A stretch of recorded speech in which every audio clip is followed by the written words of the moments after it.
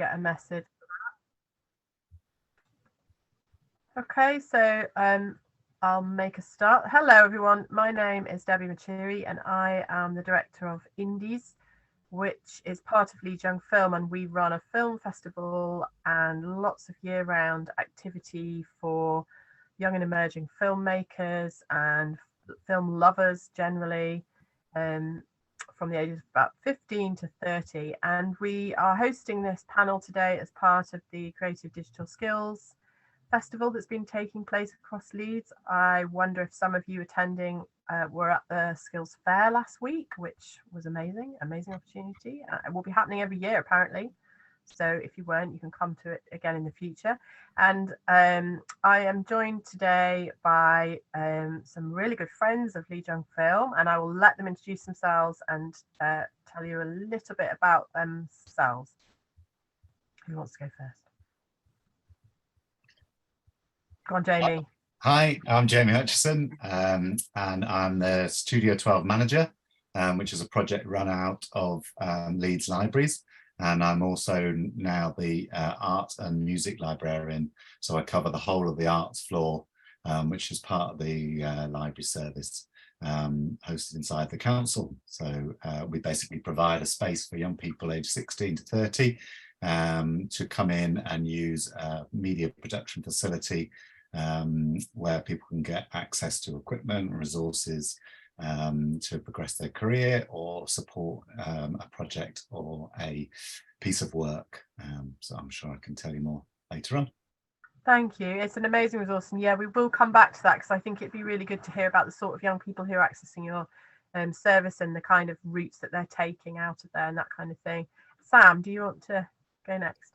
Yeah, sure. I'm Sam Frey, and I work for an organisation called Triforce Creative Network, and we work with over 70 productions companies across the UK to help them crew up from entry level right the way to senior roles. And we do this by engaging with creatives and helping them get their foot in the door, and also helping support them through their journey so they stay in once that they're in. Amazing, thank you. And again, yeah, we'll come back to that. And Gage.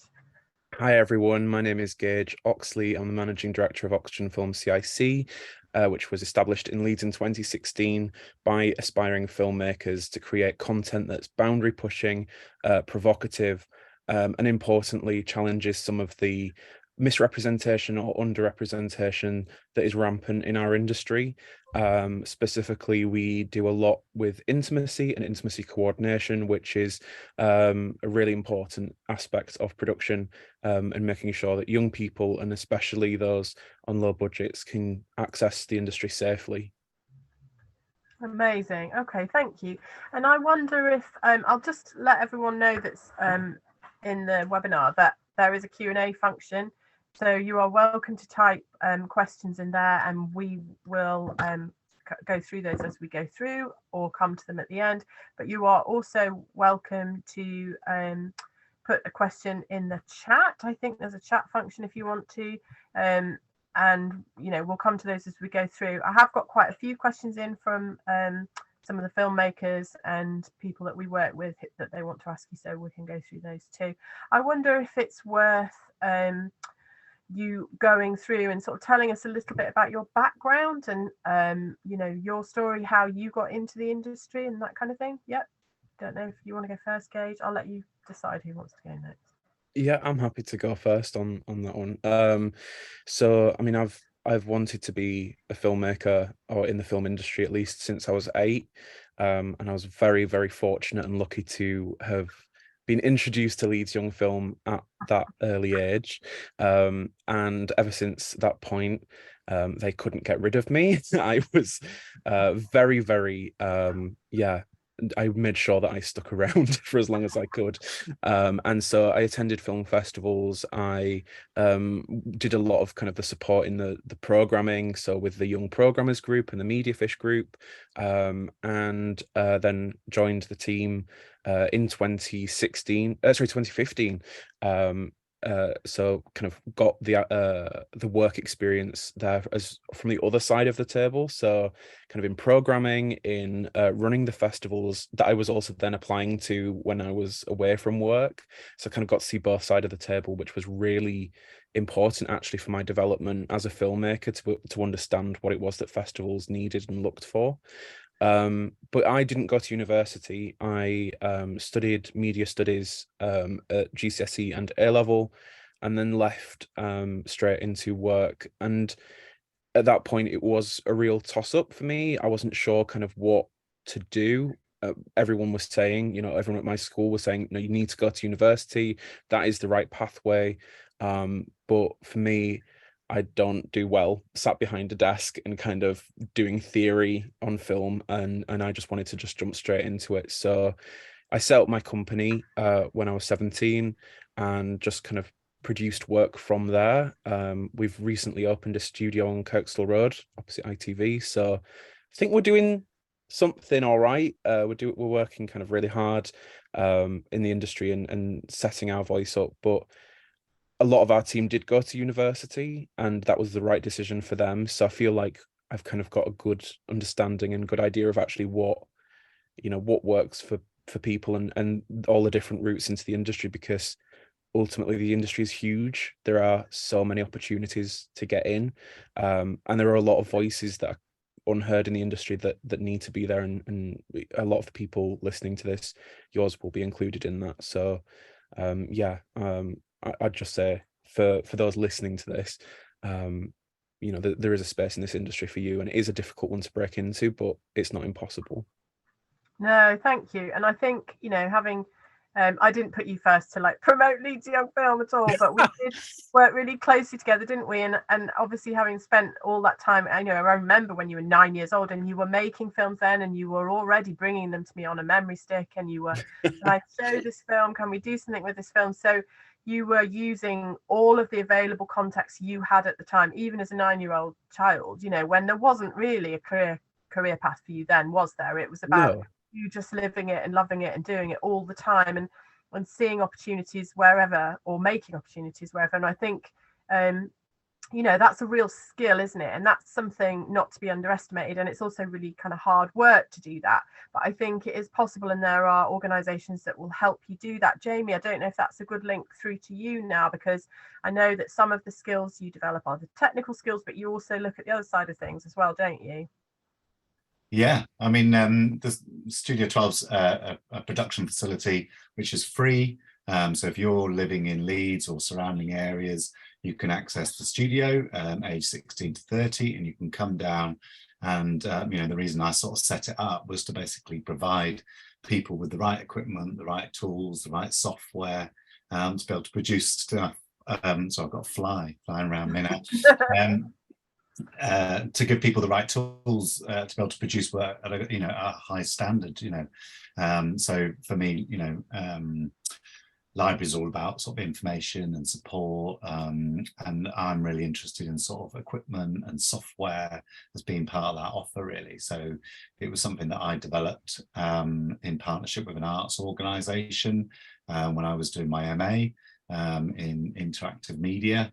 And it just sort of started with lots of laptops and going around communities and working with groups of people. And that was a real sort of interest in me. I kind of come from a fine art background, so I did fine art sculpture as a degree. And from there, I sort of got my degree, but I started to sort of fall in love with film and projections, and kind of using new media as a sort of sculptural form as part of my practice. So that went on, and I got a technician's job at the university. I worked as a technician for about 7 years. And as part of that, I was teaching the sort of media studies, how to edit video and how to sort of use projections and projection mapping in a sort of sculptural form. And then I went on after that, I started to set up a module in media production. And that was a really kind of interesting sort of thing, having artists experiment with film and how they use film in spaces. And then I went on to do an MA at Huddersfield University in interactive media. And that was a sort of part-time year-long program. And so I was able to do some community work to basically pay for the MA. And that involved going around Leeds with lots of laptops and computers, working with young people in the city doing art sort of projects. So it was sort of photography, web, film, graphic design, and experimenting with media. And that was the sort of birth of the studio and the partnership with the library. And 23 years later, we're sort of here now. So yeah, it's a really well established production facility. You can sort of see it behind me here. We've got sound booths, 12 computers with all the latest equipment. We've got film equipment that's available, green screens and black screens. But also I have an advantage of sort of wearing a council hat.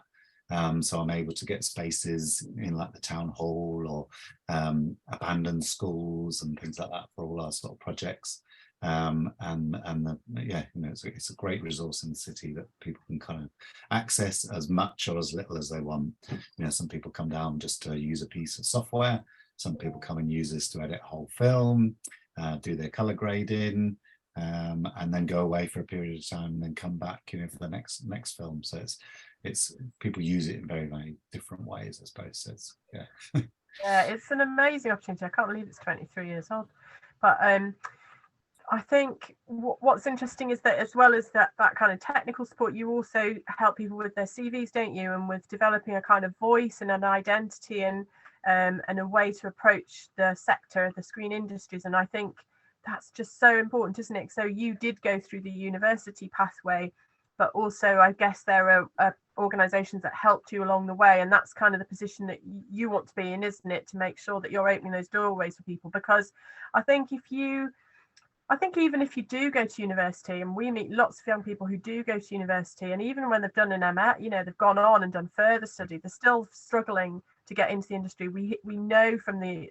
sector, from screen industries, that there's a huge shortage of production staff to work on productions, particularly on high-end TV, and particularly kind of regionally, locally as well. But we are finding at the other end that young people are kind of hitting barriers to getting in, and those are slowly being removed, aren't they? But I guess you'd say, Jamie, that it's as important to realise, how to present yourself, and that's a skill as well, and that's something you can help with. Is that right? Yeah, no, definitely. I mean, it's much more these days driven by portfolio and what you can offer. So if you're a director or a filmmaker or a camera operator, it's very much about how you present yourself with a show reel to the industry. If you imagine these industries get thousands of people approaching them every day, and it's basically kind of how you stand out. At the Careers Festival, we were kind of going around with cameras and meeting lots and lots of people, but it's how that person remembers you. I met it was kind of felt like about 3,000 people, but it's how you stood out, or how that one person stood out to me. We spend a lot of time, being a little bit of a broker between industries and how you might approach. Is it right that you just sort of write an email and say, I make really, really good cups of tea and I work for nothing, and come and help you on a project, or I can drive a car and I'll come and work with you? Or is it better that you go for that kind of quite different sort of portfolio, with a jazzy website and approach them in that way? And I think it's a networking game. It's kind of the big thing that we kind of try and get across to people. It's how you reach out and broker those kind of networks and make your own networks of people and filmmakers. If you've got a friend who's a camera operator and you want to be a writer, work together as a team, because together you have much more power to do stuff. So the more collaborations in the city, the things you get involved with, whether it's joining the National Television Society sort of programs, or the BFI programs, or the Screen Yorkshire programs. You know, that's about forming your own little network, your own little crew that's going to kind of come through and be the next company or the next filmmakers out of this sort of region, really. And I think we're in a really good position at the moment. You know, lots of people coming to the city, lots of opportunities. You know, you're not having to go to Manchester, you're not having to go to London to get those opportunities, whereas there are actually sort of, you know, quite a few with Channel 4 and courses being hosted in the city and in the region. It's a great sort of time, really, to be kind of stepping into that. Definitely, I agree. Sam, I'm going to come to you because I think you're going to have quite a lot to say on this. But I just wanted to flag up, Eleanor, would you be able to put the BFI, and who else did you mention? Screen Yorkshire, and was there another organisation, I can't remember now, that you mentioned, in the just put their websites in the chat for people, Elle, so that they can find them. That would be amazing. Thank you.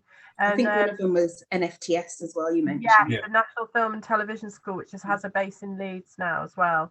That would be really helpful. But obviously this is a recording, so if you need to, you will be able to access this. It will be shared with people after the event, so you'll be able to go back and listen through. I'll just quickly say that Indies has a network which is just a private face group which we facilitate, but it's run by its members, really. It's about, I think, about 500 people on there now.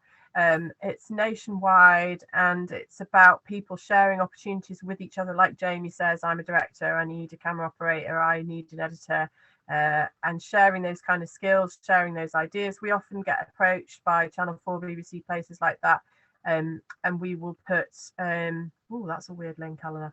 We will put vacancies and things like that on there as well. So Elle, sorry, would you put a link to the Indies network, or a link for how people get to the Indies network? You have to be invited in the chat as well. That would be amazing. Thank you. And then Sam, yeah, over to you about sort of networks and how you create your identity and that kind of thing. I think it's something you feel strongly about, isn't it?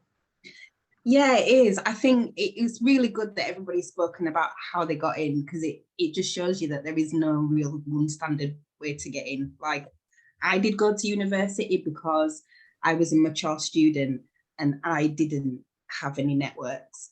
And if I did, I didn't know how to use them effectively, because I didn't want to bother the people who I knew was in. So I thought, you know, the only way to do it was to go and get a degree, which with 3 small kids at the time was really hard. It was a massive sacrifice for what could have turned out to nothing, because at the end of it, I still didn't have the networks. But what I did have was I had a lot of audacity, I think. So when I came out, I felt like I had this piece of paper and I had nothing to lose, because I, you know, as a mature student, I had all these transferable skills. I'd worked in customer service.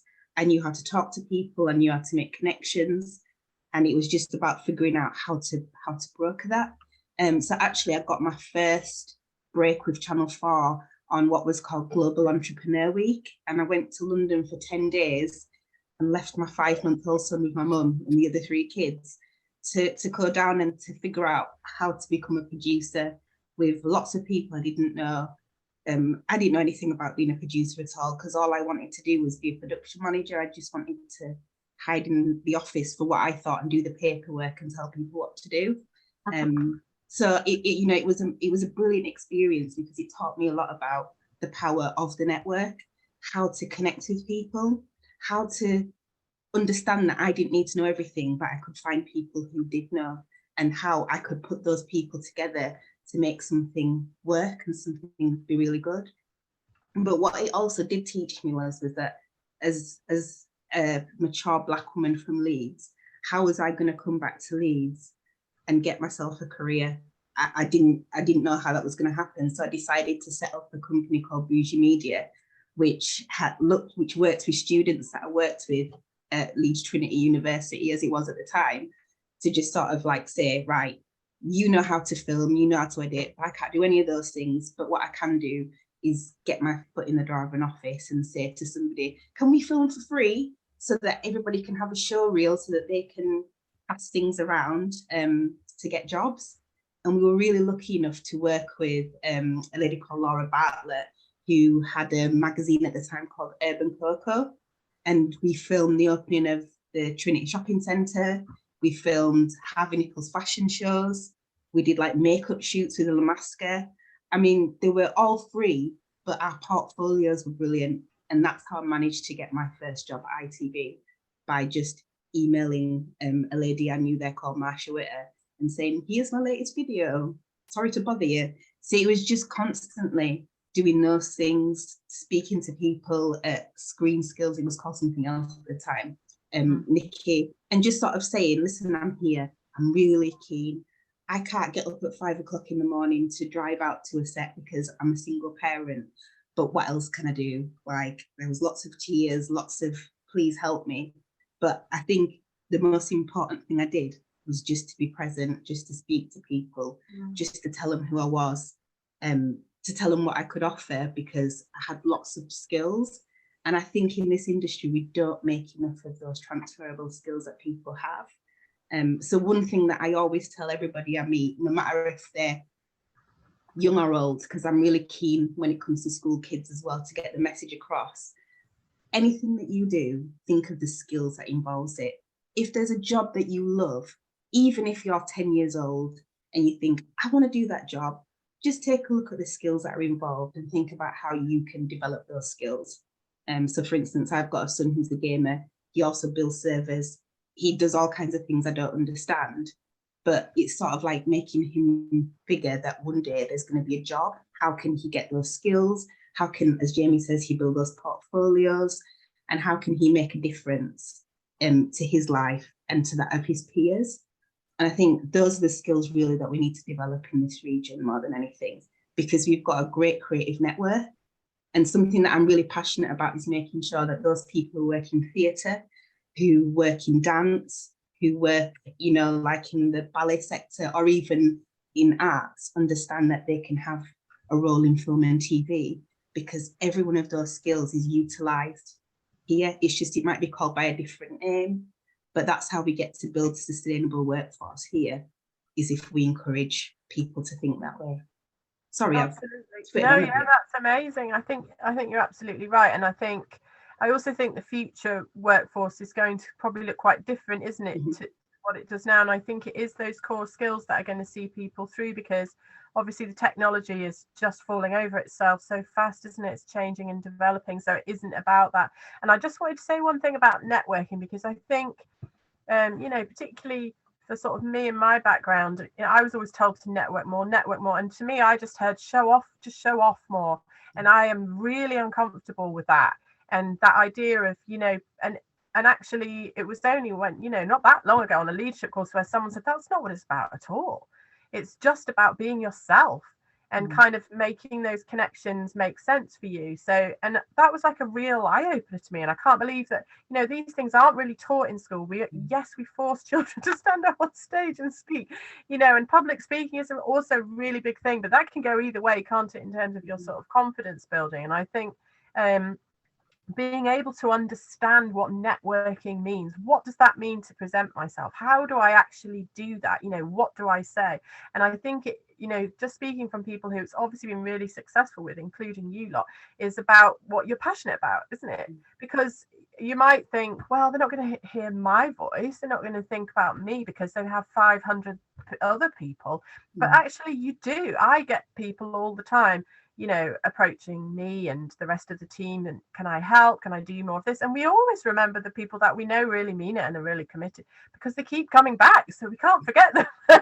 Gage is a really good example of that, you know. And eventually you think, actually, I'm going to give them a go because I do have this spot for volunteering or whatever needs happening. So I think that's a really good thing to remember, isn't it, that you know, if you're shy or you feel kind of introverted, that doesn't mean you can't do those things. You just maybe need to do them in a way that makes you feel comfortable. Gage, I don't know if you want to add anything in there about that. I'd love to, because I think I'm, you know, I myself am incredibly introverted and awkward and not very good at kind of, you know, the traditional form of networking, as you say, Debbie, like that kind of idea of showing off and presenting and being eloquent about the work. I'm absolutely useless at saying all of the good things that we do at Oxygen, and especially when I'm in an instance or a situation like a networking event, when I'm speaking with someone who I really look up to and admire, it can be really tricky to actually, you know, find the words to really pitch ourselves. And that, for similar to you, Debbie, that was for the longest time was one of the biggest things that I struggled with, until I realized that that's absolutely not what networking is at all.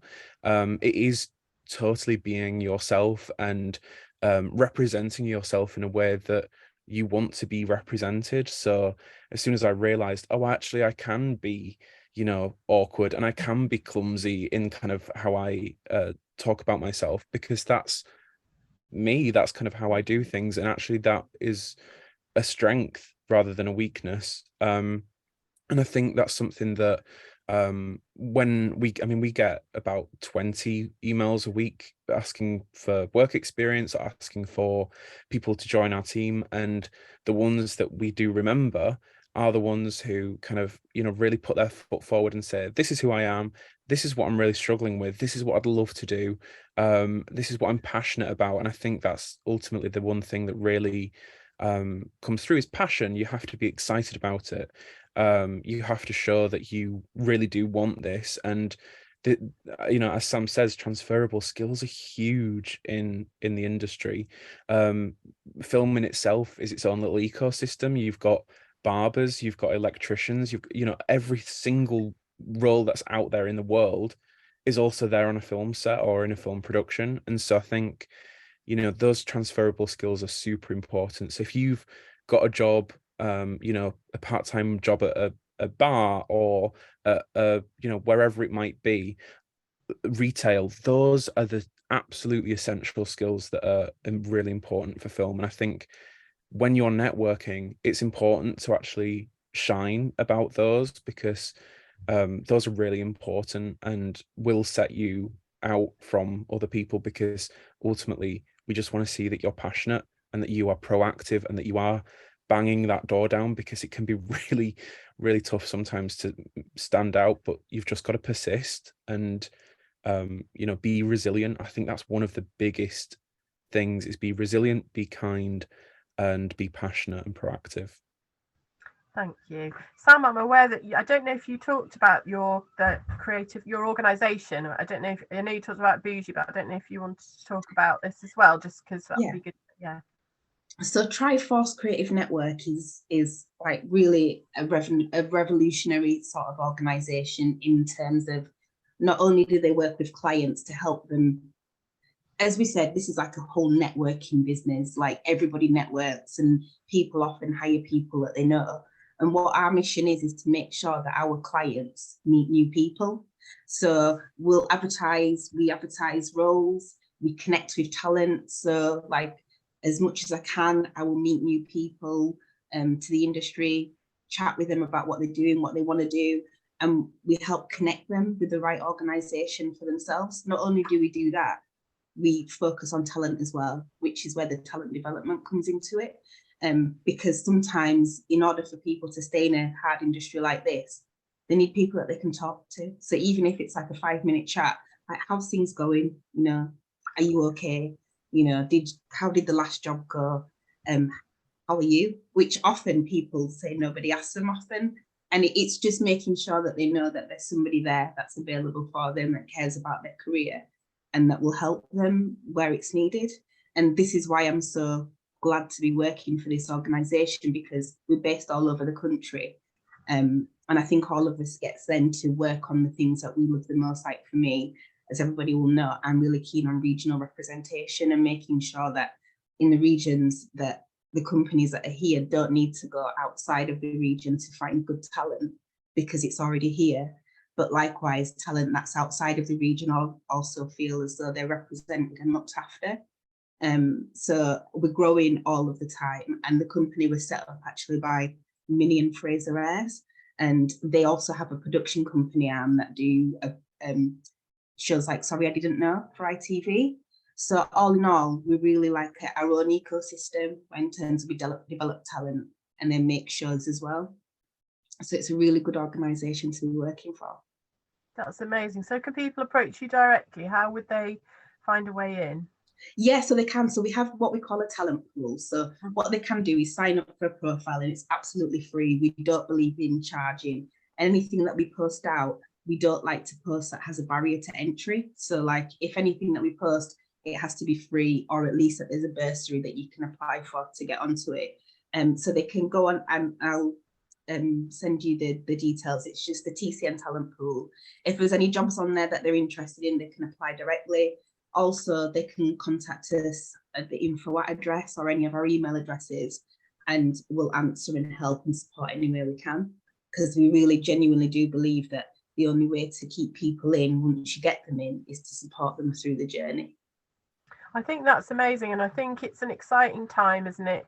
It does feel like things changing. There's been a lot of issues, a lot of pretty terrible, damaging stuff within the screen industries, and I think people are reacting, organisations are reacting to that. And actually, organisations like Screen Skills, could you add that in the chat, Elle, if you haven't already, have lots of courses, don't they, that you can access, as anybody can access, and they do things around bullying at work. There's lots of kind of well-being courses, as well as technical skills, as well as networking, career development skills. They're a really good place to kind of explore, really, you know, for free, quite easily from home online. So that's a really good resource. And actually, on that, one thing I wanted to raise, I don't know what your feelings are around this, about the runner system. So I mean, I'll just introduce what I mean by that. So we hear all the time, don't we, that this is the way in, this is the way in, this used to be the way in. You'd be a runner, you'd work for free, you'd be taken advantage of, but that was the only way in, unless your uncle worked at the BBC or whatever. And actually, I, you know, personally, I felt that's quite a challenge, and I'm not, you know, is that okay? Are we okay to say you have to work for free, and actually shouldn't people being paid for the skills that they're providing? But actually, still, when I meet people who are producers, directors, who are successful and who are working, they all say that's the way they got in. And as you know, that's still kind of promoted. I don't know what your feelings are about that. Sam, you're shaking your head. Yeah. I would never, I mean, as many of you know, I came from Beyond Brontes with Screen Yorkshire, and one of the things that Beyond Brontes did was it paid people. So we had a program where we'd run internships where people would get paid up to 12 weeks to get into the industry. Now, I'm a firm believer in nobody working for free at all, because that's definitely a barrier to entry. If you're from a low socioeconomic background, how could you even afford it, especially in times like this? What I do say is, and I've worked on First Break for Screen Skills, which also was a work experience program that paid people the national living wage to get experience. So I would say to anybody that if you do work for somebody, then the least an organisation can do, because like it's difficult if you're just starting up, is pay for your travel and pay for your food. So make it that you don't have to be out of pocket for doing it, and it should be for a limited amount of time. But where you can, never work for free, especially if it's a really big organisation, because that's not what we should be promoting now at all as an industry at all. No. If you can't really afford it, you shouldn't need anybody at all. No, and actually, like you say, I think a kind of valid schemes that do that will have a bursary support scheme, won't there? And there are other charities and organisations that will help with those associated costs, aren't they? So Gage, I don't know if there's anything you wanted to add in on that, or Jamie. Yeah, I mean, from me, I completely agree with Sam that this industry can sometimes take advantage of people, and especially people whose voices really need to be in this industry, and it's a shame that some large companies and companies who can afford to pay people decide not to cut costs off for whatever reason. But it is a systemic barrier. It is something that should be removed as much as possible. And I think, you know, from me and from our perspective at Oxygen, we're a non-profit. We are constantly searching for funding, and whenever we work with people on a voluntary basis, we're very upfront and very transparent about these are the days. If you can do half an hour on one day, then that's all, then that's absolutely fine. We want to offer that, but we do offer travel bursary, food bursary, expenses paid, because at the very minimum, that's what I believe should be the case.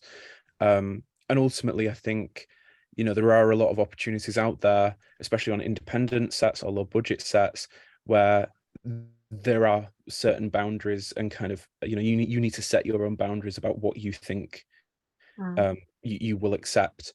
And as a bare minimum, I'd say your safety is utmost. If the set is insured and ask to see the insurance documents, that's really important. But also think about what other compensation you're getting from it. Sorry, of course, someone's very excited downstairs. So yes, what was I saying? It's really important actually to also have other ways of compensation. So it might be compensation through the experience that you're getting. It might be that you're trying something new, and that your boundary with that is, okay, I'm allowing myself to do this for free, but I'm getting this out of it. I'm getting this experience, this knowledge, or I'm getting these contacts, I'm getting these people, that it will potentially lead on then to paid work. But as Sam says, set those boundaries for yourself about how many days you're willing to do, how many hours you're willing to put in, and ultimately, if a company can afford it, they should be affording it. Yeah, definitely. Jamie, do you have anything to add on that? Yeah, no, I think it's those days are slowly getting less and less, which is really exciting in the industry, especially those sort of bigger jobs. So we're starting to see, it's some really good sort of training programs. We've just put one in there there's the new paid training program for screen skills, which is just been put in there, which is really good and nice to see. And I would try and look out for those kind of opportunities, really. And I think and save those sort of free times to be working with friends and working with your own sort of local networks, to be sort of spending that time doing that sort of thing, really. Well, that's what I was just going to say, actually, because I think volunteering is different, isn't it?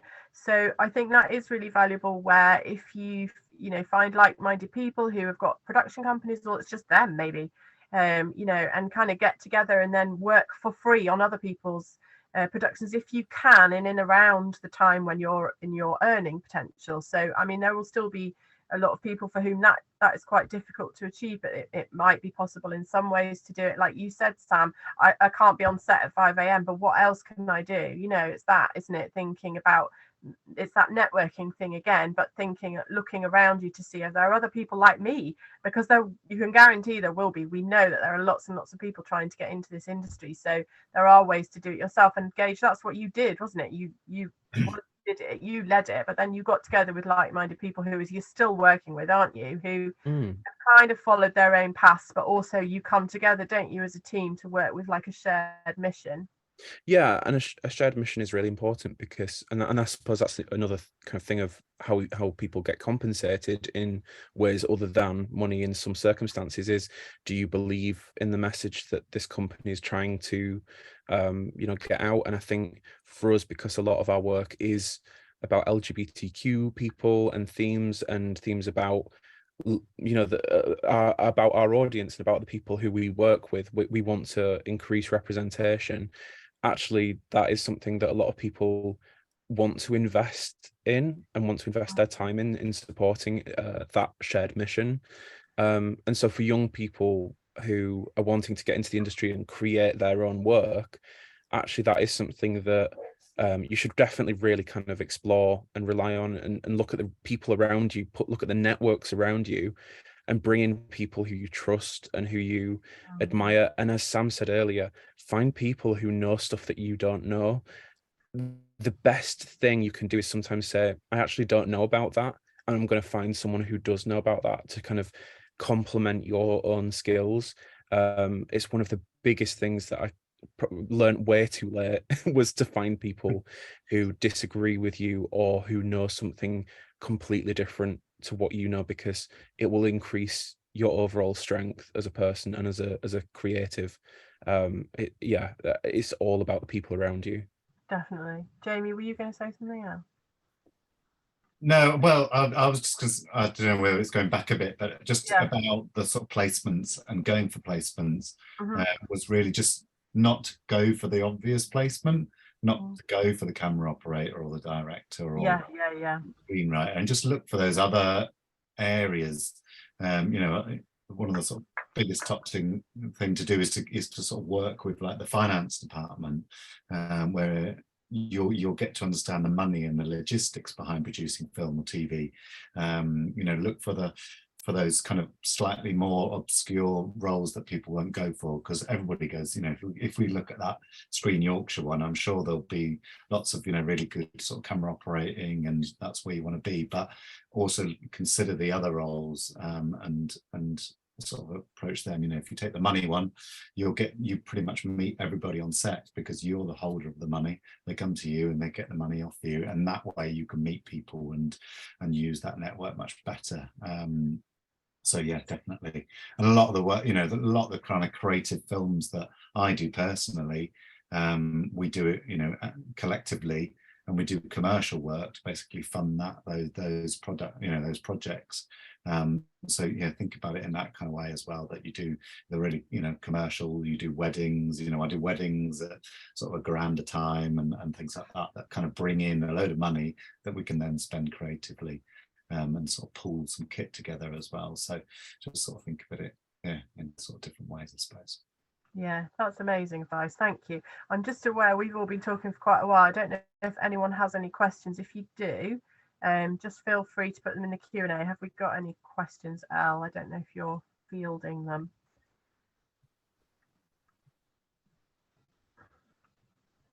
Just give it on a sec. If there's no questions, I've got like a little bit of advice. Oh yeah, go on, yeah, go for it. So like a lot of my career has been about entry-level roles. So I think it's probably apt that I mentioned that entry-level roles literally are the best roles that you could do when you're getting in. And I meet so many people who have been to uni, who have done masters, who send the CVs that say that they're a producer or they're a director. But it's really important that when you're starting out, that you think about your career path. And I always look at Screen Skills again, because they've got like these career databases that are exceptional, where they'll tell you about where everybody starts from and how they move up. And although if you've been to university, you might have had this degree, but some of the best networking and experiencing that you can get is if you want to be a production manager or a producer, that you've worked as a production assistant, because you are across everything. The higher you get, the less across the whole thing you get. You're stuck doing what you're doing. But when you're coming in as a runner, or when you're coming in as a post-production runner, depending on what area you want to go in, you're literally learning about the production as a whole from the bottom. And everybody has to come to you, and they'll have to ask you for something, or you'll have to do something for somebody else. So always just think about that when you're applying for roles, that it is a journey. It's not an easy one, and you will have to work your way to where you want to go. But you're learning as you go on. It's like learning on the job all the time. And there really are something that you should focus on is your career planning and how that's going to look, and just have faith in yourself as you're going through. And because you will get there, or you might even find that it's not for you, and that there's another path that you want to take that you're completely better at doing. But always think of that across your journey. And remember that your CV is a working document. Like you can change it for every job you apply for, and always match those skills to what the employer or the independent company is looking for. And that will certainly help you get noticed. Definitely. Jamie, will you mention the organisation that's in the library, the business startup support? I wonder if that's something useful. Yeah, definitely. I mean, upstairs in the floor above me, there's the Business and IP Centre, and that's basically it's run by the British Library, but it's basically a business startup advice. So if you've got an idea, you know, you've got a patent and you want to get it patented, or if you want to start up a business and get that kind of advice, the Business and IP Centre is a really, really good place to basically start your business, get free advice about copyright, get free advice about how you protect an idea.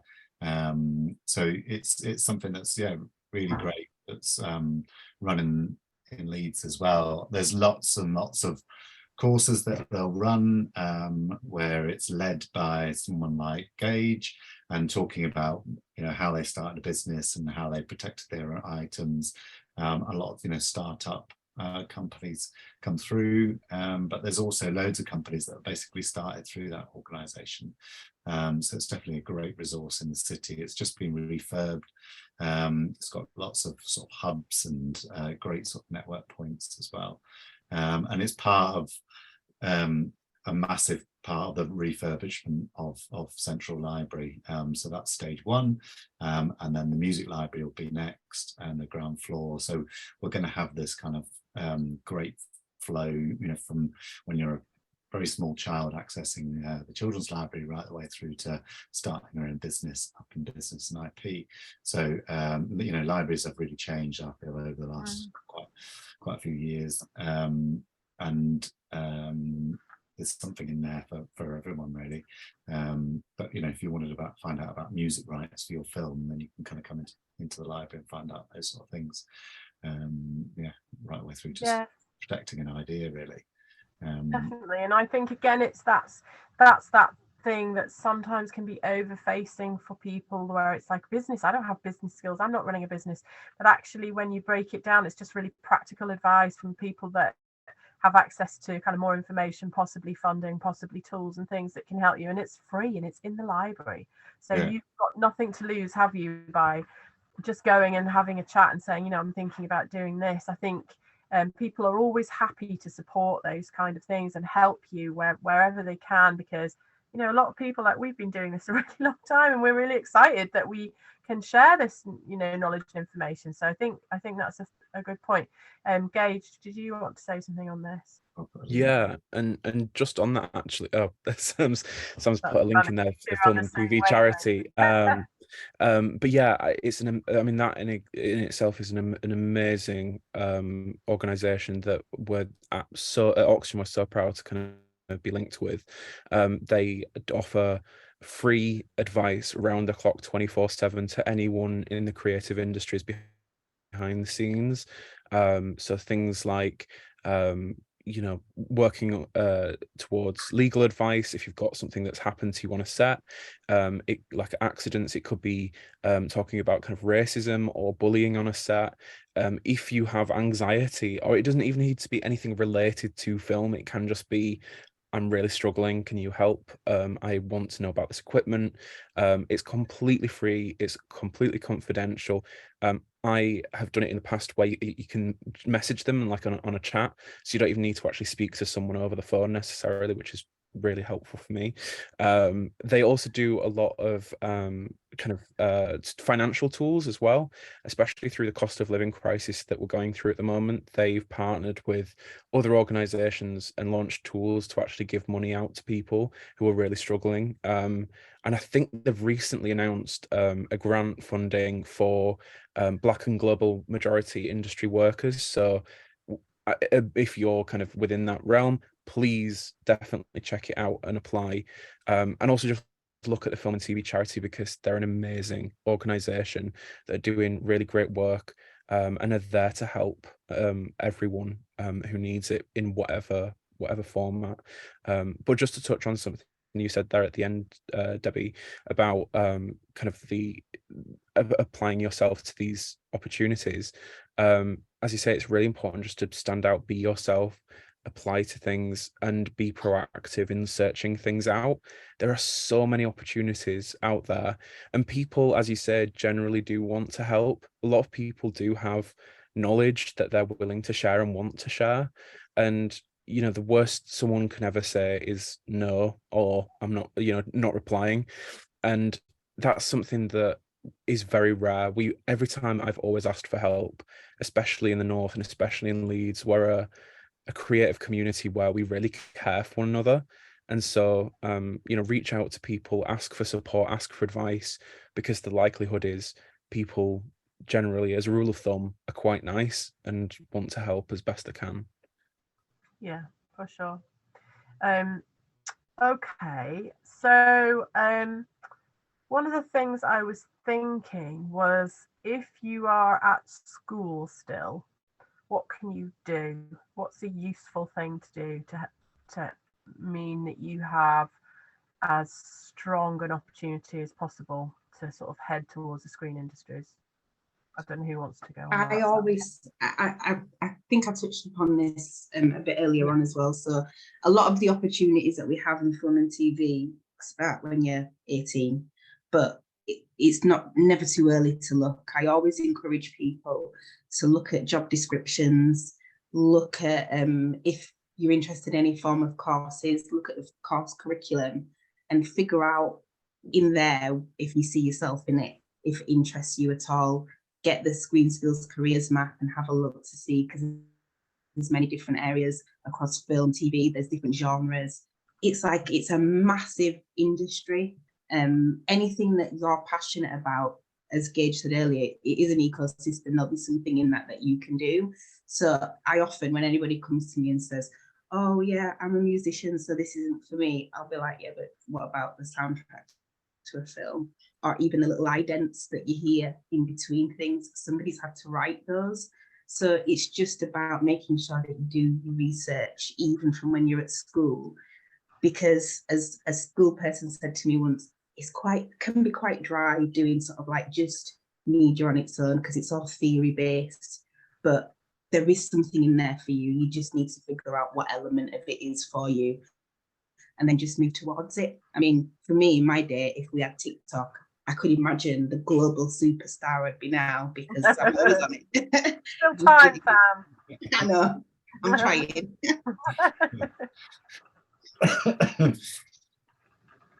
I mean, yeah, at the moment, you've got just by using a phone, you can just basically kind of make film.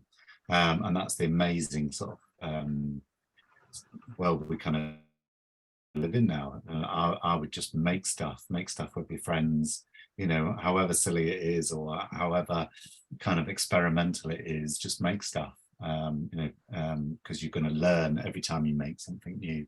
You'll learn by your mistakes, you'll learn what was good, what was bad, what you could do better, and just get out there and start making stuff is what I would say. Just build your portfolio, and do it for fun, before you kind of have to get serious and make money and pay bills and things like that. You've got the ability to just go out and have fun. So, more and more the industry is moving towards phones. I was speaking with ITV, and they turned up to do an interview with us, and they just got an iPhone and a microphone. I'm like, is that it? And come to record an interview with that. So more and more, technology is going to kind of shrink. But you've got an amazing thing in your pocket probably, or you can borrow off your parents, or and download some quite sort of simple software and make something quite special with. So I'll just make and see if you like it. Definitely. And I think you've got routes out now for showing that as well. Obviously Leeds Young Film is an exhibition, so we are interested in kind of sharing content that people have made, and you can always email us. If you go to leedsfilm.com, you can find our contact details, and we're always happy to help with any of these things, to be honest. As a signposting organization, we can signpost to someone else, or sometimes it's something we can help with. And one thing that I would also say, if you are interested in being a filmmaker, is just watch more films. Watch as many films, as many different kinds of films as you possibly can. Watch stuff that scares you, that you think is weird. Challenge yourself, and because that's how you get inspired, whether you know that's happening or not. That is happening, and that's how you get to stand out often, isn't it? By sort of incorporating new ideas and innovative ways of doing things. And so I'm just going to promote the festival again. So we have 2 film festivals. Indies Film Festival at February next year. You can find out more through leedsfilm.com. And a lot of that program is screening content that is really difficult to get a hold of. And yes, it's online somewhere sometimes, but it's quite difficult to get through to that and get good qualities of that. So yeah, I would just stick a flag in exhibition for that as well. Gage, did you want to say anything? Yeah, well, I mean, again, just to promote the festival, and all festivals as well, like, all opportunities to watch film. If you ever get invited to watch a film, don't say no, go watch it, even if it's something that you think, I can't think of anything worse than watching this. Go watch it, because if you don't like it, that's still really valuable, because you'll get to understand your likes, your dislikes. You'll get to understand, you know, watching things critically and thinking, actually, I would have done it like this. I'd have told the story like this. The other thing is just, you know, submerge yourself into creative endeavors. It doesn't need to be necessarily film watching. Listen to podcasts, read books or listen to books, listen to music, go out and experience the world and write, you know, write things, write daily. You know, as Jamie says, you've got access to things all around you to help you. It might not be, you know, if you don't want to go into film and filmmaking, but you want to go into screenwriting, you've got a pen and a paper somewhere out there that you can use or steal or whatever it is. You know, go to IKEA, they've got the free pencils there. If you want to get, you know, into this, you can do, and just persist, constantly challenge yourself. If you're struggling for ideas, which I often do, there are so many prompts online now where you can start writing things and challenge yourself to write things. But yeah, watch things that you disagree with, watch things that you don't think you'd like. I hate horror films, but some of the best inspiration for me comes from being scared from horror films, including the Indies Film Festival's recent horror nights. That was brilliant. But yes, so yeah, challenge yourself, watch loads of content, and push yourself to be creative, no matter how hard it might be. Yeah, thank you. I think we've been chatting for about an hour, so I'm just interested to know if there are any questions. Or there's some questions in the Q&A. Would you say that uni is worth it? Very much in two minds about going, as all my friends are going. I want to be a director. Well, I mean, for me, the best thing I got out of university was the people I met. So a lot of my friends, I went to Bretton Hall, which was part of Leeds University, which was an arts university.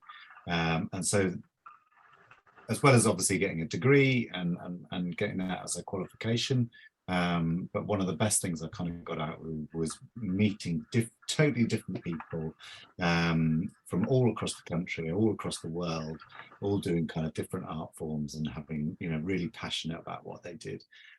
So for me, I got that.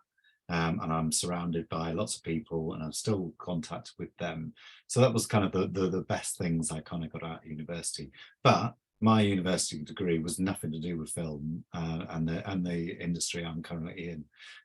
It's obviously creative and it sort of set me up for life and definitely gave me a different way of thinking about how I approach art, which is probably quite different if I went straight into the industry. Now, I don't know if I would, you know, for me, when I went to university, it was free, and that was an amazing thing. So it was kind of, you were sort of corralled into doing going into do a degree. But yeah, I would, you know, really kind of weigh up what you want to do and make sure it's the right thing at the moment. Agreed. Sam, what would you? I agree. I mean, I went to uni. Did I have to go? Possibly not, but I would do it again. Yeah, sure. And there are ways to be supported. It is really blooming expensive, isn't it, now to go to university, and it has to be a massive factor for people in making those decisions. There are ways to be supported financially, aren't there? And I think kind of one of those things is about thinking about your career path from the beginning, so that it's lovely to go to university and do the degrees like Jamie and I did, probably an arts degree where we wander around working things out. There's a real luxury, isn't it? And actually kind of finding out about those career paths, things like the screen skills career maps are really useful, aren't they? And sort of tracking those paths through, you know, which area do I need to go into for this kind of thing, so that you know, at least you have a plan for kind of making some money at the end of it, getting paid work at the end of it. I don't know if anyone's got anything else to say on that. I mean, just on uni, as Jamie says, you don't necessarily need to go into uni to do film. Even if it's a career that you might end up wanting to go into, it could actually be useful to do something that is still creative and still in the university sphere, but actually isn't media studies or theoretical. So, you know, really investigating actually what it is that you could get experience in. So it could be something to do with like graphic design, it could be editing, it could be you know, all of the different roles within film that we've already discussed here. But yeah, it's super expensive. It's what, like £10,000 a year, and that's not on top of all of the other living costs Yeah. that do add up. Yeah, that do and it really does add up. But ultimately, the things that I'd say is it is a complete social place to get contacts, to meet like-minded people, like we've already said, is really important. It's also a safety net. It can give you a bit of a breathing space, and it can give you access to equipment that the university might have that otherwise might be quite difficult to gain. So yeah, I think it's really down to each individual person. I don't think there's a straight answer for if uni is actually worth it. It completely depends on the person. For some people in my life, uni was completely worth it. For me, I know that it wasn't worth it, and it is just that kind of, it's a really difficult thing to actually just look at the pros and cons of both, and weighing the both up. I think. Can I just? Yeah, go on. Yeah, go on. I was just going to jump in and say, don't forget your training schemes. I would be remiss if I didn't say it. I worked on the Channel 4 production training scheme. It gives you 12 months working with a production company around particular areas of needs that they're working on at that time. You've got great organisations that are working with industry to put these on. So if university isn't for you, then go for things like that. The BBC Writers' Room is brilliant because they've always got open calls for things, and some of them are funded. So it is about weighing up. It's really about thinking about your personal circumstances and what's going to work for you, and then deciding what it is, because there's even more now than ever. There's lots more choice than there ever was before. Definitely. I was going to mention the BFI film academies are also really great ways to get filmmaking experience and make those contacts. They're free. We run one. We've been doing that for 10 years. That's every autumn. We usually advertise that in July. If you follow us at Leeds Festival, it's the best way to find out about opportunities through us anyway, for sure. But I was also going to mention, we talked a little bit earlier about associated trades, so things like electrician, plumbing, hair and makeup, catering. There are lots of courses, lots of FE courses. Elliot Hudson, I know, does some really good courses. Leeds City College does lots of those kind of practical courses, which are much cheaper, if not free, I think, to attend, and give you that in, don't they? Imagine if you're suddenly, you can drive a car, and you know a bit of electrician work and blah blah blah blah. That's what sets you apart, isn't it? And actually it's just a really, really useful skill. And it's that thing again about maybe not going in for the ideal job that you want at the end of it, but seeing how it works from the other point of view is so valuable, really, really useful, and makes you a much stronger individual for an organization and for yourself really as well. So yeah, agreed, definitely. Right, we've got some more. Hang on. If you want to make your own films and content, how do you apply for funding or get support from the BFI? I am an aspiring filmmaker. Gage, I'm going to chuck that one at you. As soon as anyone finds the answer, I would love to know. I do have experience of this, but that it goes straight. It's something that everyone is constantly finding difficult, is trying to search for money and funding, and especially if you're in a position where you want to start potentially paying the people around you that you're working with, or buying a new camera, or buying the essentials like food, drinks, water, travel. It really adds up. And so it is something that at one point or another in your career, if you're an aspiring filmmaker, you will get to a point where you actually need to find funding and find money if you're doing it independently. There are so many different ways you can do it, and all of them are pretty tough, and it can take some time. Sometimes you might get lucky and just find yourself with an investor or someone who really believes in your work, and I think I've been very fortunate in actually meeting the right people at the right time. So there are loads of people in trusts and in funds who want to support the work that we're doing, and not specifically because it's film, but specifically because of the message we're trying to tell. And so I suppose I'd say to the person who's asked this question is, consider what work you're telling. If you're doing a story on homelessness, then look for charities or organizations that deal with and want to fund projects that are to do with homelessness. It's similar to, with those with queer narratives, we specifically look for people who want to support queer artists or queer people, so that we can get the funding for those stories. You mentioned BFI. We've never had funding from the BFI. It's something that we'd love to do. So if the BFI is watching, hello. But that's something that they absolutely do. There's the short film grants that go on year round. I believe they also have the production fund for those wanting to make a debut feature. But they also have the BFI network, and as Debbie, you mentioned, the BFI Film Academy. Even though that's not direct cash money, it can, it's almost like an in-kind fund, and that's another way that we've managed to get money to make the films that we want to make, is by going to organizations and saying, look, we're doing this amazing thing in your, in the city, can you please support us? We got some in-kind support from Sainsbury's to offer us loads of food and drinks for our crew, so that we could offer, meals and drinks to our brilliant people who volunteered with us. So sometimes it is just kind of being savvy and looking around and seeing, actually, what is it that I need money for? We bothered hotels for months to get loads of free hotel rooms for our cast and crew. You do it though. They give you it, don't they? They give you. You I mean, because I mean, people, I think, as I said, people generally want to help and are quite nice, and if they can help, they will. But also it comes back to being yourself when you're networking. I mean, for example, the Sainsbury's thing, this is a short version of the story, but I bothered them that much, and must have, my name was flagging a system somewhere saying this person has taken X amount of money in gift cards from Sainsbury's in each individual store. What's going on? And it just happened that I, followed the news, followed the story, and saw that when something came up in the news about a Sainsbury's security guard being homophobic and kicking a gay couple out of the store back in 2016, that I emailed them and just so happened to say, oh, I'm a queer filmmaker from Leeds. Would you be willing to support me? And they said, actually, yes, because this would be really great for our publicity at the moment.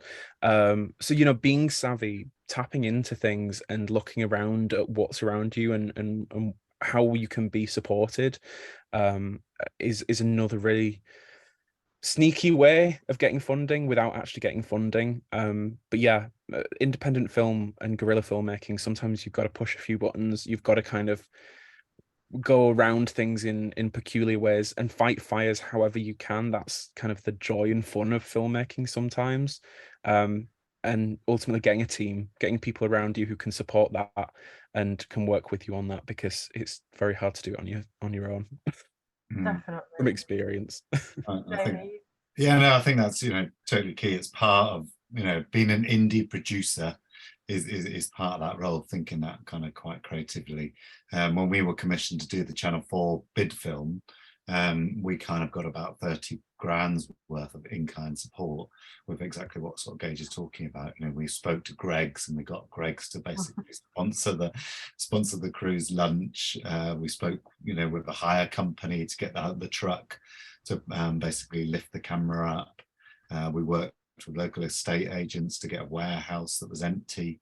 It's all that. It's just thinking a little bit differently about how you could possibly get not money but get space or get equipment or get support. I think we worked with taxi companies to get people there and a bus company, and we managed to just pull in lots and lots of sort of favors and things like that. But sometimes there is funding, and there is funding that you can kind of get, and I totally recommend sort of keeping an eye on our website, because Chloe, who works with me in the studio, is very savvy at looking at funding and keeping that kind of current. So I mean, I can just quickly show you where to find that. Yes, please.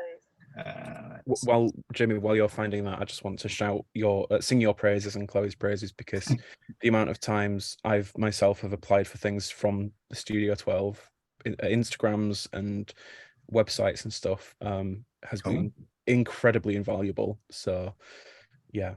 That's brilliant. Yeah, so if you could literally go to studio12.org.uk, I've already put a link in there, but under the members section up here, we've got guides, and we've got guides for kind of getting into film, but we also list opportunities. And so if we were to look at film and TV ops, it should, in theory, if my internet, it's getting there.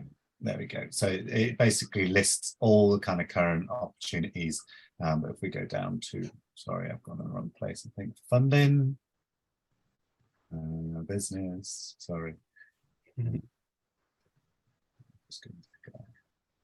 There's a lot of stuff on there though, isn't there? I mean, it covers kind of music. There's lots of careers guidance, support for kind of getting into the film industry, courses, work experiences, talent development schemes. So a lot of the stuff that we've been basically kind of talking about, but there is a section on funding, and do keep an eye on that because it does change weekly.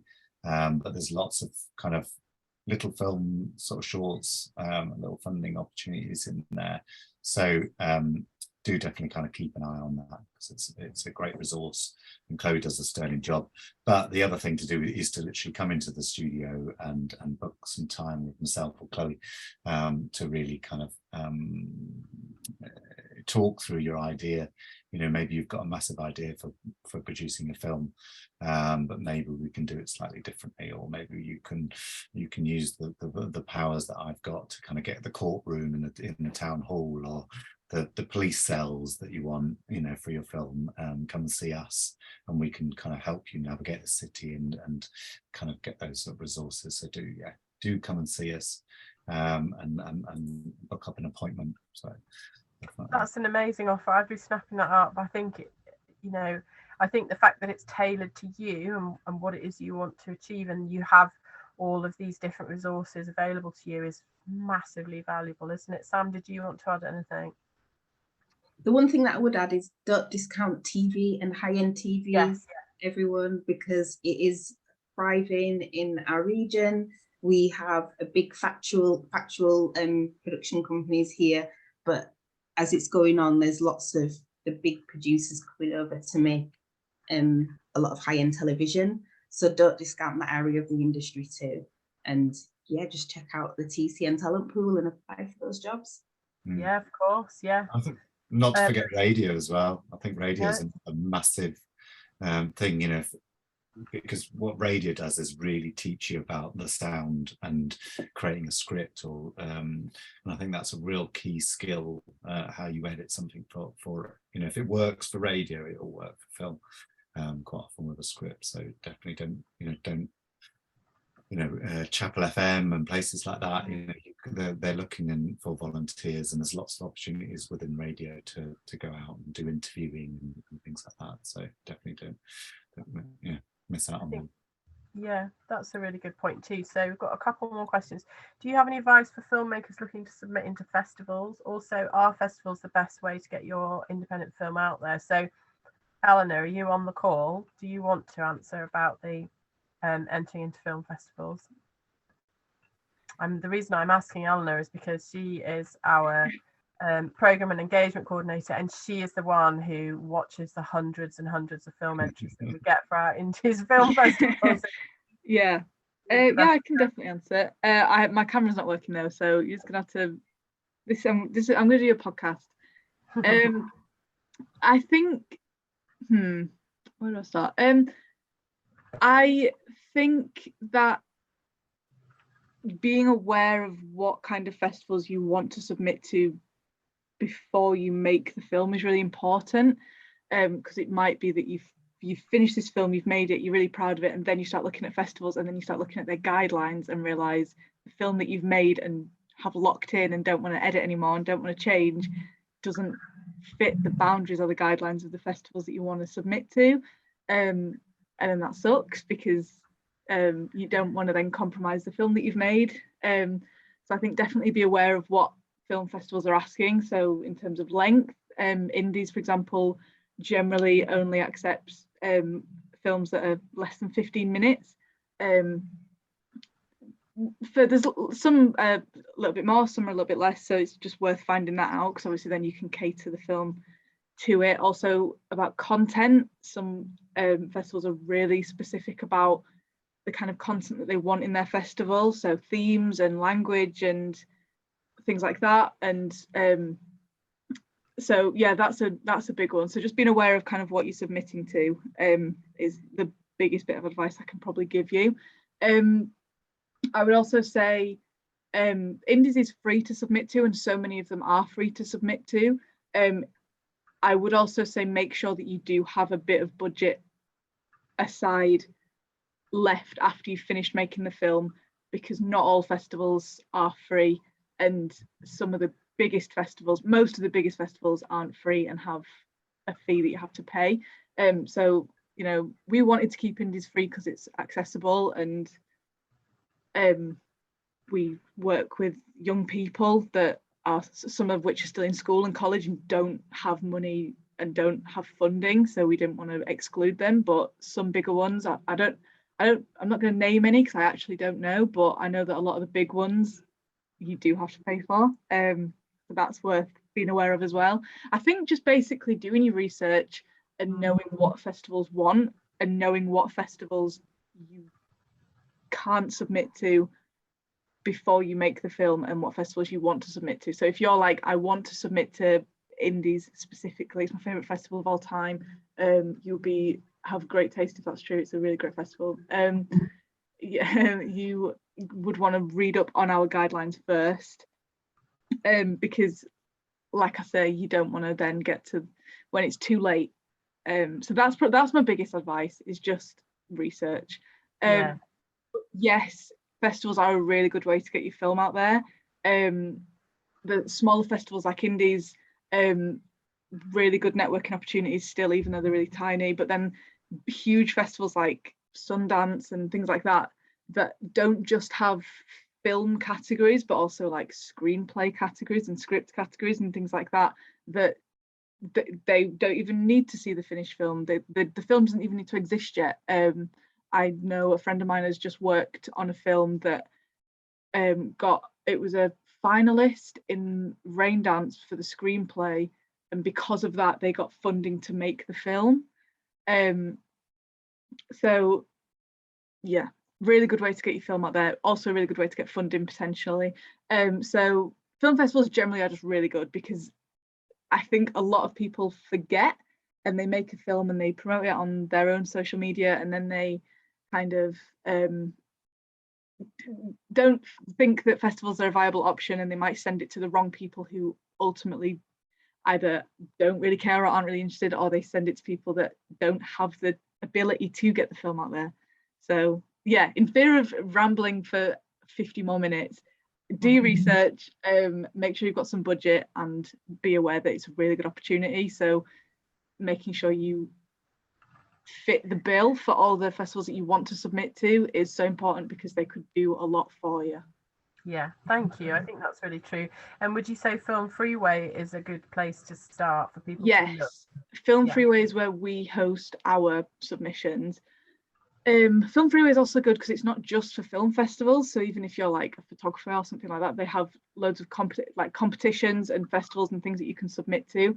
They have a thing that you can toggle. So if you are only wanting free festivals, if you didn't think about money beforehand, or you don't have money in general to put towards the submissions, you can toggle it to just show you free films, and you can just send it to all the free ones.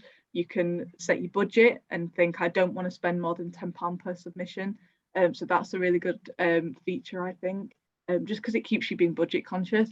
I also think it's just a good one-stop place for everything, basically. So instead of Googling loads of different festivals, you can just see them all in there. But obviously all the big ones aren't necessarily on there, but ones that you might not have even heard of that might be really good, such as Indies or LIF or things like that, ones that are not like the biggest ones in the country or the world, but are still good in your community. Yeah, Film Freeway is a good place to start. Brilliant, thank you, Elle. Okay, if anyone has any more questions, please just drop them in the chat or the Q&A box. We've got one more question. I think it's a really nice question to end on. So I'm just going to ask this one. What films or content would you recommend that has really inspired you? And I will leave it up to you. Who wants to answer that first? I'm happy to go with that one, and it does tie in with the film festival thing as well, because as Eleanor says, it's really great to submit to film festivals and to put your films in film festivals and hopefully get selected. But it's also really good to attend to see other people's films and see, look at the people around you who are, might have a similar background or might have crew that you want to work with, and it gets you inspired by other people's films. And actually, the one thing that first inspired me, the one film, was from the Leeds Film Festival, back when I was very, very young, probably far too young to actually watch the film and really understand it, but it still impacted me tremendously. And that was Life is Beautiful, the Robert Benigni film, that made me just think, if I can do a film that gives a fraction of the emotion that I got from that film, that's kind of what inspired me to get into film. But ultimately, the main thing that continues to inspire me is the people around me, the city that I'm from. Leeds is a fantastic city and one that I'm really proud to be from. I'm really passionate about the diversity and the representation that Leeds can and does have in part, and increasing that representation is really important. It used to be when I was growing up that London is where it's at and you have to move down to London, and actually I think it's baloney. I think there's so many opportunities here in Leeds that are excel London. And there are so many brilliant creative people that continually inspire me. So while it's not films, it's people and artists and creators around me in the city that definitely inspire me. And part of watching that and getting that is by going to the short film competitions for your age groups, or looking on YouTube. There are so many amazing films on YouTube, on Vimeo, even on TikTok and Instagram. Film has changed. It's developed from what we think film and movie is. It's now so much more than that. So, as we've said about challenging your watching, go look at TikTok films, look at VR films, look at films that are using emerging technologies, because that could be where your next film is. And it could be where the next inspiration for you comes along. So I'd say that, yeah, I'm inspired by the city, I'm inspired by its innovation, and I'm inspired by its diversity. I love Leeds. It's great. Wow, we should have totally ended on that. Done this and then cut off. Mic drop. Jamie, what would you say? I don't know, really. It's always really hard to pick your favourite film and things like that. It used to always be, I always used to say Napoleon Dynamite because it's just beautiful. It was always my favourite. But probably the last film and I was really sort of inspired was Swiss Army Man. I think it is just brilliant with Daniel Craig. It is Swiss Army Man, isn't it? Yeah, Swiss Army. Yeah. Is it the Daniel Radcliffe one? Yeah. I'm thinking it is. But yeah, it is. I'm questioning myself now. But I just love the simplicity of it. Two actors. It starts with a fart and ends with a fart, and you can't go wrong. You can't go wrong with that. I think but as a concept, as a very sort of simple idea, stripped back, it's just two actors, one place, and a beautiful story. And I just think quite often a lot of people have very, very ambitious ideas about what they want to do with a film. They come with you need all this money and you need this massive budget, and actually quite often if the script works in a black room with two actors or one actor, then you're on a winner. And if it can just work with nothing around it, no budget required, and it's brilliant. And I think Swiss Army Man is a great example of that. It's just two people in a forest, with a script, and it's a real gem. But I did just read they spent 3 million. So wow, okay. I don't know what they spent the money on. It must be on really good food and exotic island. But yeah, for me, if it works in one room as a script, then it's great. Yeah, I think the focus on story is always the most important thing, isn't it? Otherwise, you've kind of got no. That's why people want to make films, watch films, isn't it? It's just about sharing stories. That's all we ever want to do, isn't it? I guess as humans. Sam, have you got anything you wanted to add? Yeah, I mean, I always had a complicated relationship with film in terms of, like, especially when I was at uni and we had film noir sessions, I always felt it was too highbrow for me. And then I kind of realized it's because film for me was very different. So I grew up watching films like Rockers, The Harder They Come, films from the Jamaican Caribbean community that I came from. So those were the kind of films that I grew up with. I didn't go to the cinema because my mum couldn't afford it. So we'd watch VHS when she could save up enough for us to watch films. So my favourite first film was Dirty Dancing. And I didn't really want to talk to people about it because, it kind of felt like that's weird.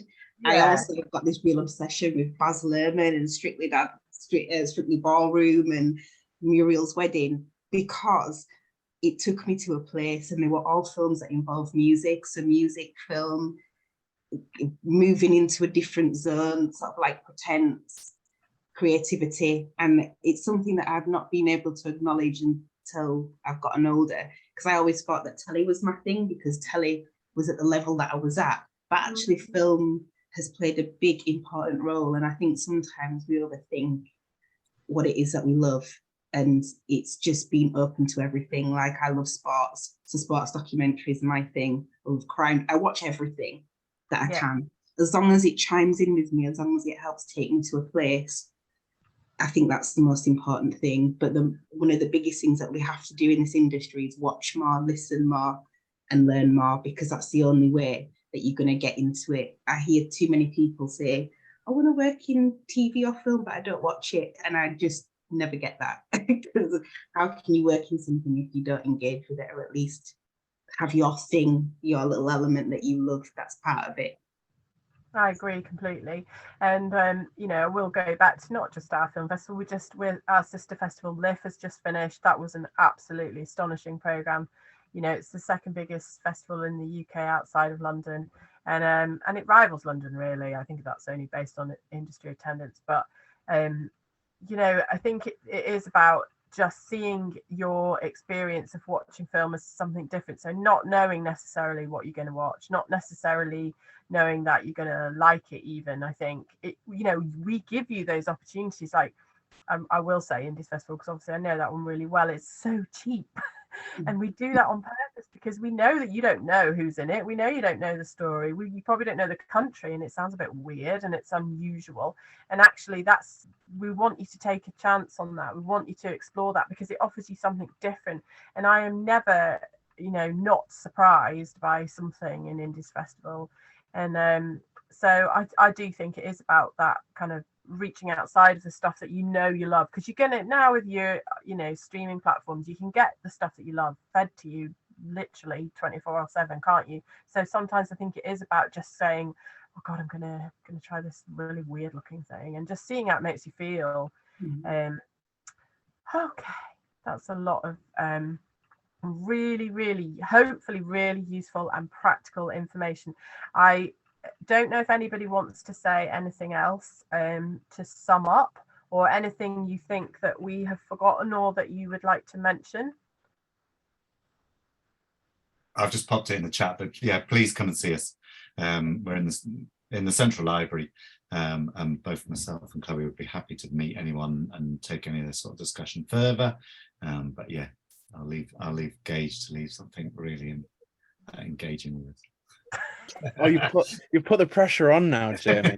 I mean, for me, I just say, persist. The industry can sometimes be tough, and it can be really hard sometimes to get through. But you've got to be resilient. You've got to have that support network, that tribe around you who you can really believe in and push you forward, and challenge you just as much as well. but I think the best transferable skill for this industry is kindness and compassion. I think the industry's changed a lot in the last 2 or 3 years, and I think it always comes back to people remember you if you're kind, if you're good natured, if you're compassionate, and ultimately the world's a bit better as well. It's a win-win. So I think, you know, if you're kind, you'll get far in this industry, and it's much needed. Completely. Sam, do you want to say anything? I agree with everything everybody said, because it is really true, especially in this region. I feel like we really all need to just be each other's support. Like anybody who, feel free to reach out to me if you want advice. I might not get back to you on the same day, but I certainly will do my best. But I just think you can give people 5 minutes of your time to just listen. And that always goes a long way, because you don't know what you don't know. Let's be honest, unless you ask the question, unless people are open to answering it. And if they don't know, putting you in touch with somebody who does. And the more of that, the better our network will be, the better you'll be, because you'll learn more from different people. Completely. I think that's a really good note to end on. And I think there's us 4 organisations already. We've all said, haven't we? We have all these things to offer, and actually we're happy to help in any other ways that we can. So hopefully you will feel like you can approach us if you need to know any more information. This session has been recorded and will be put out by the Creative Skills Festival team. So if you're following them on social or you're on their mailing list, you will get to hear about that. You can always check in with me at leedsfilm.com and check. I'll let you know if it's come out. You have got lots of links in the chat, particularly for Gay just put Oxygen Film social media on there. For Indies Network is a really good place to start, because the opportunities of everyone on this call today should be funneled through Indies Network. So if you want to join onto that, please do get in touch with us at Leeds Film, and we'll make sure that happens. I think there is a link in the chat to that as well. And I think that's probably everything. Things that are coming up, we have Indies Film Festival is coming up. The entries are closed this year because it's in February, so we've had to close entries for film entries, but it will be opening again after Indies in February, so keep an eye on that. The festival is 22nd to the 26th of February 2023, and we'll be putting more information on our social channels and our website about that soon, so please do stay in touch with us. Again, get in touch with me if there's anything else you think that we can help with in the meantime. And I just want to say thank you so much to everybody for attending what's been a really useful and practical session. Okay, thanks very much everybody. Take care. Thank you so much. Bye. Thanks, bye.